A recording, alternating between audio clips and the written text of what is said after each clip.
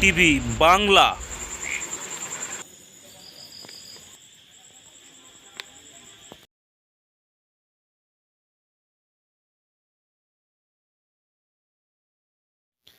ভাঙ্গায় ট্রাকের চাপায় মোটরসাইকেল চালক নিহত।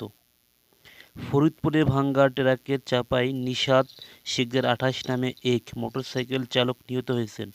সোমবার সকাল ১১টার দিকে ভাঙ্গা পৌরসভা রায়পাড়া আঞ্চলিক সড়কে কাপুরিয়া সদরদি রেল লাইনের আন্ডারপাস দিয়ে নিজ বাড়ি যাওয়ার পথে অজ্ঞাত একটি ট্রাকের চাপা দিয়ে পালিয়ে যায়।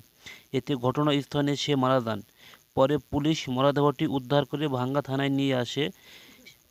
সে ভাঙ্গা পৌরসভা কাপুরিয়া সদরদি গ্রামের দেলোয়ার শিকদারের ছেলে। ভাঙ্গা হাই থানার উপপরিদর্শক আবদুল্লাহ হেলাল বাকি বিষয়টি নিশ্চিত করেছেন।